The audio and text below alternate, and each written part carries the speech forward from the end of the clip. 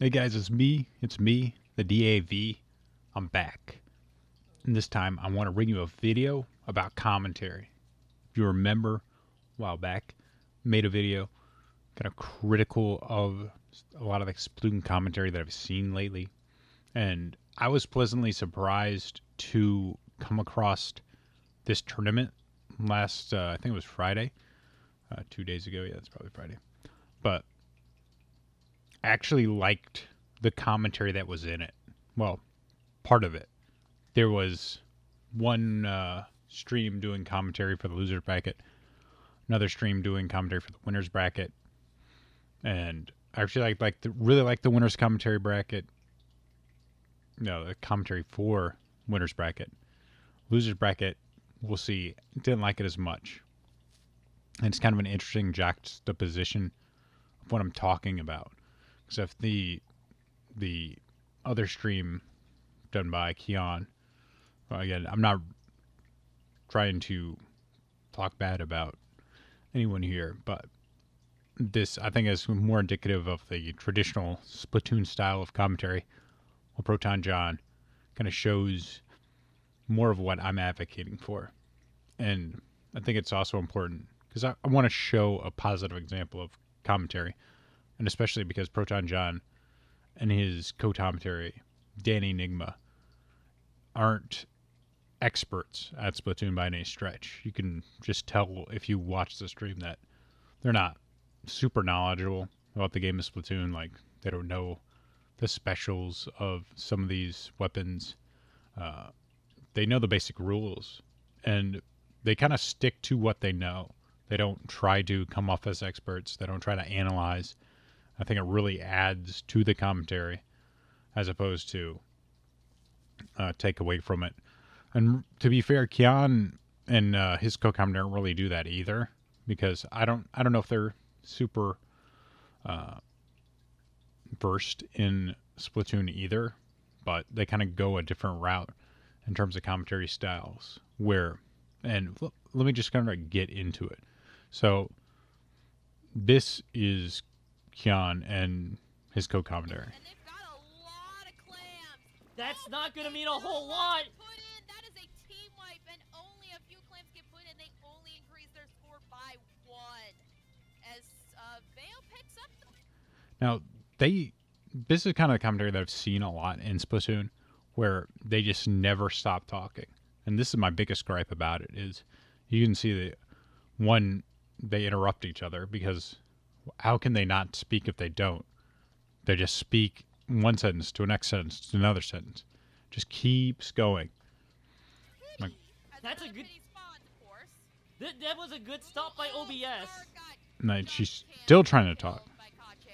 Real quickly, OBS did provide a really good stop on defense. He did lose 3 of their own, so Keon's they trying to come in. Get a quick push going along. Still nice defense, though, to at least stop Sparkling Sea from getting any more points. Then now he's talking as we in like right a paragraph. Vale does have a super clam on hand, but they gotta get some turret They're just like down. But both teams are trading. Raydon's trying to sneak in, but it's stopped.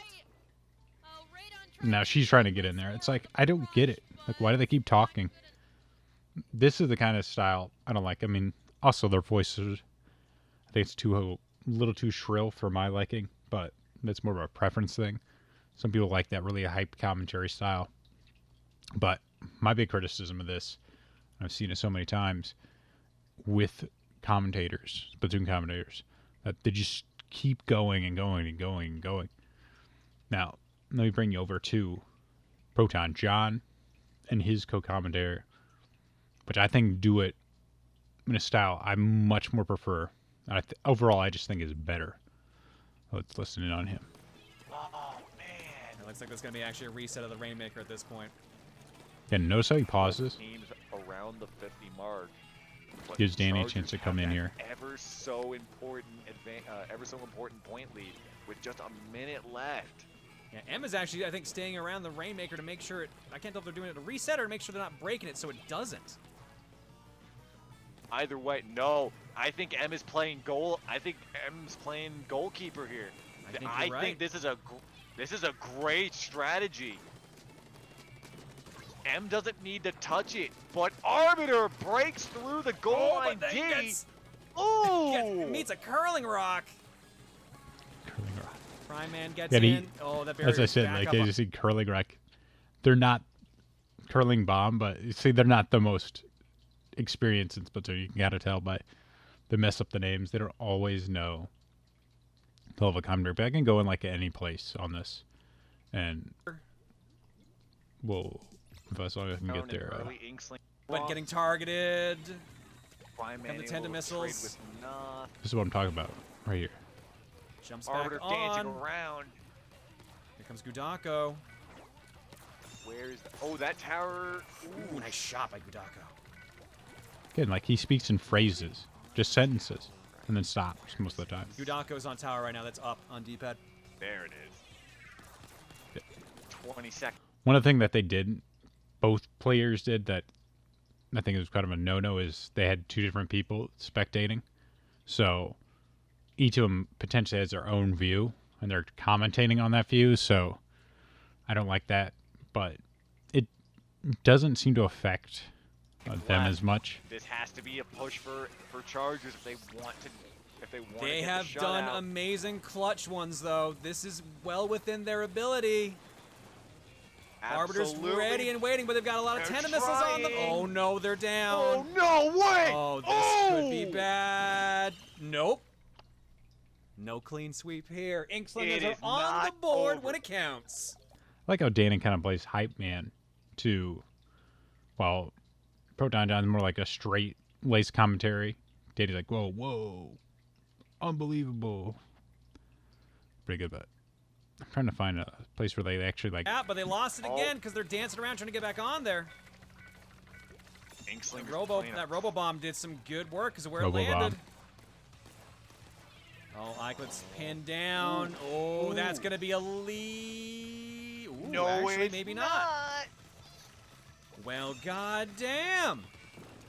Inkslinger's playing great defense right now. They need to. They are on the fucking ropes. They have no other choice. They don't want this tournament to end just yet. The cussing Not like this. probably not appropriate for most of the stream. They don't want that. They don't want to be the team that was clean sweeped in finals. They could leave that out. They want to fucking have some numbers on the board, and if they keep this up, they may well just. Eiklet guarding that Ooh, Splatling, but Prime- getting targeted. Prime Man the able tender to missiles. trade with not over till it's over. Many surprises abound. 3 checkpoints on One this thing I map really as like is well, so a lot of there'll be sitting around on this points map. where they don't talk at all, like kind of like this, which I love. I feel Also, like a lot of so tender many missiles commentaries, so many commentaries need to do this more, where they just pause at some point, let the game play out, let the sounds of the games come through. If you see like the way he's talking, allows it Fingers takes the first bit of the tower. Only 7 points though. That's not gonna be worth to talking come about. through. It doesn't overpower the game. Tower reset. They're very slightly on the board right now with Oops All Chargers. Like you can tell, like they'll just say it. They'll have like a rhythm. He'll just say something, stop. Gives a chance for Danny to come in. Oh no, they are actually If he moving doesn't, to like Here we start go. up again. now. Lead take. Checkpoint 1. Ooh, M gets caught out by Isla. Again, it's fantastic. I love it. They're not experts in the game, as you can tell. Them messing up some of the actual item sub names. They don't necessarily know what all the specials are either. If you listen to more of it, you can definitely pick that up. But they're not trying to analyze the game. They're not trying to say what each team should or shouldn't have done, or try to say why they did a certain thing. They may like throw in something at like, oh, they're trying to guard the Rainmaker here by putting it here.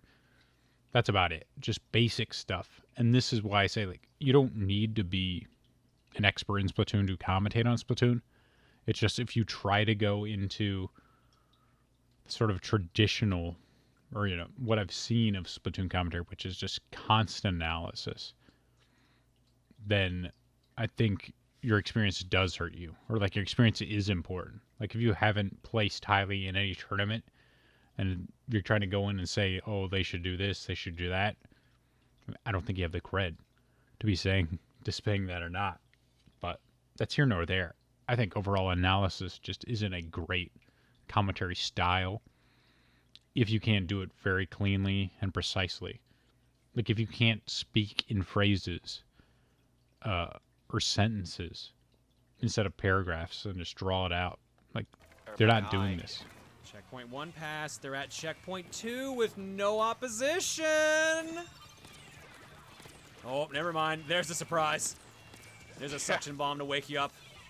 Ooh, an Arbiter firing off the missiles. They're just kind of reacting to it. They're enjoying it. There you go. They're enjoying the game. They're reacting to the game. Like you can watch and commentate the game as a fan. I think that's perfectly acceptable to do in commentary. Even in like higher level commentary, it's still entertaining because you're adding that emotion, that extra level to the game itself. You're making it sound important because you're entertained by it. You're invested in it. Like if you can tell the emotional investment that they have in the game, they're enjoying it. That adds value to the game itself. And that's really what a commentator is trying to do. Like, we want to be impressed by what the players on screen are doing. We want to be surprised by it. And just, it helps draw the viewer into the game and help them get invested into it too. It basically gives them permission to be excited about it if the commentator's excited about it. If that makes sense. So, this is kind of just what I wanted to illustrate. I think these two different streams help kind of make my point about what I'm trying to say. And I wish we saw more of this style, because I don't think it's not like super hard. I just feel like a lot of times players or commentators are trying to add too much to it. They're trying to make the game seem exciting instead of just taking time and just being excited by it. Well, right now, look at the amount of clams we got coming in from Sparkling Sea. 23 clams to speak of. They don't have... To me, this is so much better. Flare takedown. Arbiter looking for Just three simple here. Ooh. reactions, simple phrases. That's all you need to do. Like 5 out of 10 difficulty, 10 out of 10 execution. Doesn't overpower the stream, but that's here nor there. I've said my piece. Let me know what you guys think. What do you prefer? Do you prefer more like a stream like this? Which maybe this is a bad example. I think they went a little bit too far as the shrillness and the excitedness. But really liked how this was done. This approach, this style. Doesn't necessarily have to be exactly like this style, but I think some of the things that he does, namely the pauses, simple phrases, has that sort of cadence and rhythm that allows his co-commentator to get in, as opposed to like this type of commentary style where they almost have to interrupt each other because they just keep going. Once they get the floor, they just keep going with it, and there's no real rhythm for the commentators to get a back and forth going, which I think really helps out because it kind of breaks up the commentator's voice. Like if it goes on too long, it almost kind of seems droning, but once you have the different voices and different commentators in it, it really helps keep things fresh, keep things going. And guys, that's it. That is it for my thoughts. Again, let me give the floor to you in the comment section. Let me know what you think about it. Am I right? Am I wrong? I'd love to hear your opinion on this because it's something I'm invested in. I really would love to see better commentary in the scene. I think it's something we're lacking right now. Honestly, I think it's something that anyone can do. They just need to kind of get out of their own way when they're doing it. That's the biggest, I think, opposition is. People are just trying too hard with commentary instead of just enjoying it, taking their time, and really like following some simple steps. That way they're not overpowering the game itself. So, my thoughts. Hope you enjoyed it. Talk to you later. Bye.